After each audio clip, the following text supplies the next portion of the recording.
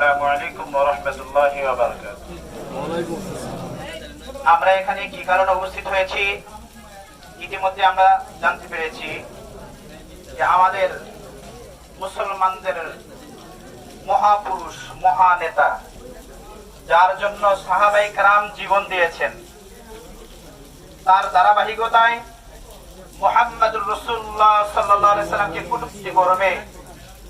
এই বিশ্ব আল্লাহ তাআলা সৃষ্টি করেছেন আমাদের জন্য, এই মাতৃভূমি আমাদের জন্য, দুনিয়া আমাদের জন্য, কোন নাস্তিক বেঈমানের জন্য না। নাস্তিক বেঈমান মুহাম্মদুর রাসূলুল্লাহ সাল্লাল্লাহু আলাইহি সাল্লামকে কটূক্তি করবে, তার জিহ্বা টান দিয়ে ছেড়ে ফেলতে হবে।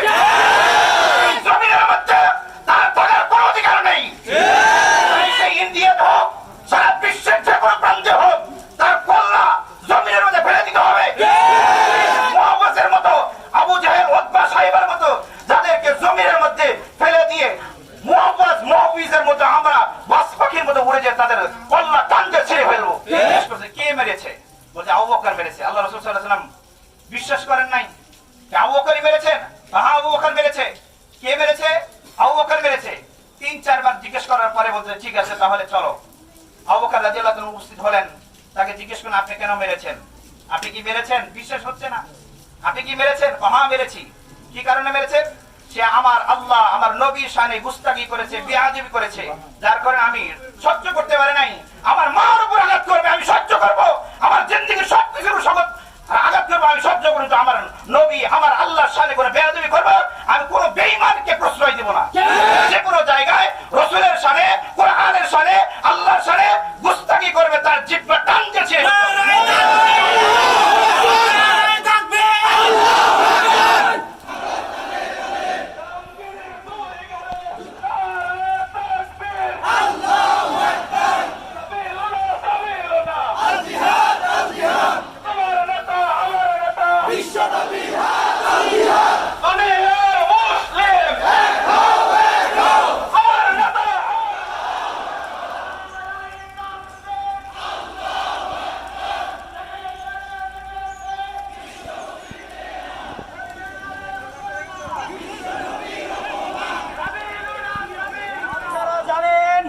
ভারতের একজন পুরোহিত আমার আপনার প্রিয় নবী, আমাদের প্রাণের স্পন্দন বিশ্ব নবী মুস্তাফা সাল্লাল্লাহু আলাইহি সাল্লামকে নিয়ে কটূক্তি করেছে।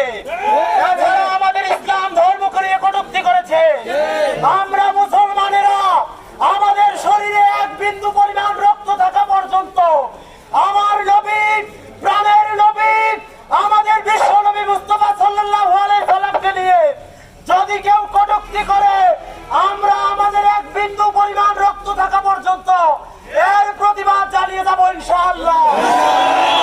দিলে যদি আবার কেউ এইরকম দুঃসাহস করে, আমরা এই বাংলাদেশের তাওহীদি জনতা তাদের বিরুদ্ধে জিহাদ ঘোষণা করবো ইনশাআল্লাহ।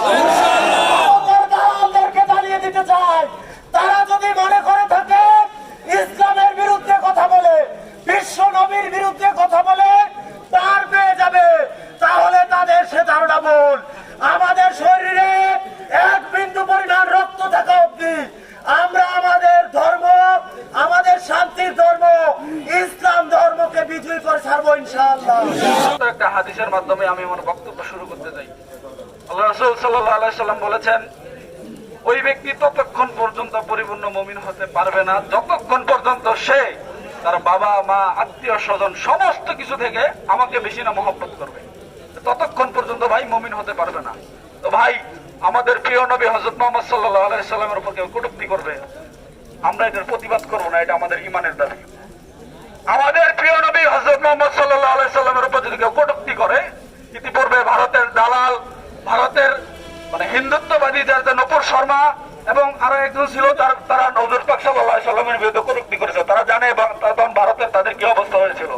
আমরা আবার স্মরণ করে দিতে চাই, আমাদের প্রিয় নবী হযরত মুহাম্মদ সাল্লাল্লাহু আলাইহি সাল্লামের উপর যারা কটূক্তি করবে, তাদের হুজুর পাক সাল্লাল্লাহু আলাইহি সাল্লামের ইজ্জত নিয়ে যারা সিনেমিনি খেলবে, আমাদের জীবনের আমাদের গায়ের শেষ বিন্দু রক্ত থাকা পর্যন্ত আমরা ওনার ইজ্জতের হেফাজত করবো ইনশাআল্লাহ। সমাজ, আজকে আমরা একটি উদ্দেশ্যকে সামনে নিয়ে এখানে একত্রিত হয়েছি। সেই উদ্দেশ্যটি হচ্ছে আমাদের কলিজার টুকরা প্রিয় নবী হযরত মুহাম্মদ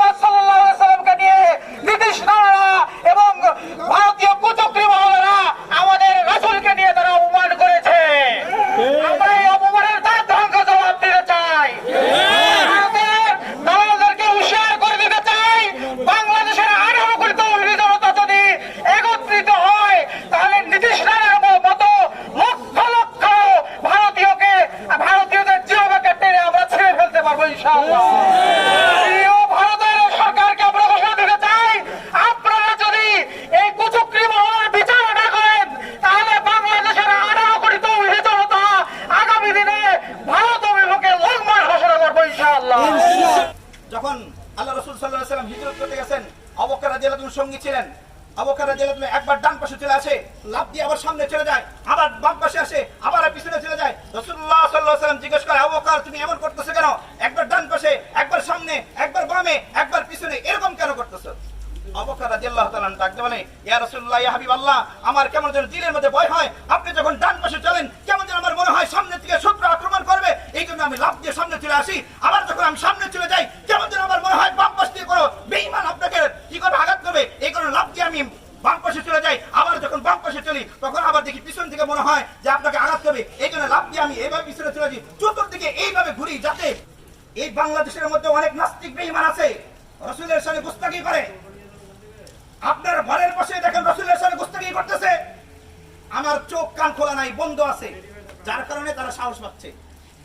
এখন থেকে আমরা সতর্ক হয়ে যাব, সারা পৃথিবীর যে কোনো জায়গায়, যে কোনো প্রান্তে, যে কোনো মুহূর্তে, যে কোনো সময় রাসূলের সামনে গুস্তাখি করবে, বেয়াদবি করবে, আমরা আমাদের জান দিয়ে দিব,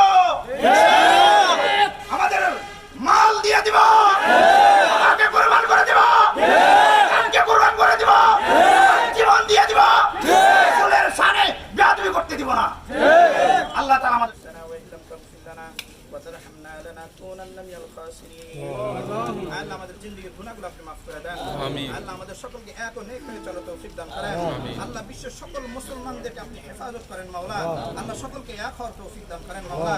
আয় রব্বুল আলামিন, সারা পৃথিবীর যে কোনো জায়গায় বেঈমানরা রাসূলের সামনে বেয়াদবি করে মাওলা, আল্লাহ আমাদের ঈমান দুর্বল হওয়ার কারণে আমরা তার কিছু করতে পারি না, আল্লাহ তাদের বিরুদ্ধে রুখে দাঁড়াতে পারি না। আল্লাহ আবু বকরের মধ্যে ঈমান দিয়ে দেন, আল্লাহ ওমরের মধ্যে ঈমান দিয়ে দেন, সাহাবায়ে কেরামের মধ্যে ঈমান দিয়ে দেন, রাসূলের ইজ্জতের হেফাজত যেন আমরা করতে পারি, সেই ঈমান আমাদেরকে দান করেন মাওলা। আয় আল্লাহ আমাদের সকলকে একটা পাক্কা মুমিন হিসেবে কবুল করে নেন, সাহাবাওয়ালা জিন্দেগি দান করেন মাওলা, কুরআন সুন্নাহ অনুযায়ী জীবন যাপন করার তৌফিক দান করেন। আল্লাহ আমাদের সকলকে মুমিন হিসেবে কবুল করেন মাওলা। আল্লাহ দুনিয়ার সমস্ত খারাপি থেকে আমাদের হেফাজত করেন মাওলা। আল্লাহ আমাদের সকলকে আল্লাহ পাক্কা মুমিন বানায় দেন মাওলা। আমিন। রব্বিরহামহুমা কামা রাব্বায়ানি সগীরা বিরহমাতিকা ইয়া আরহামার রাহিমিন।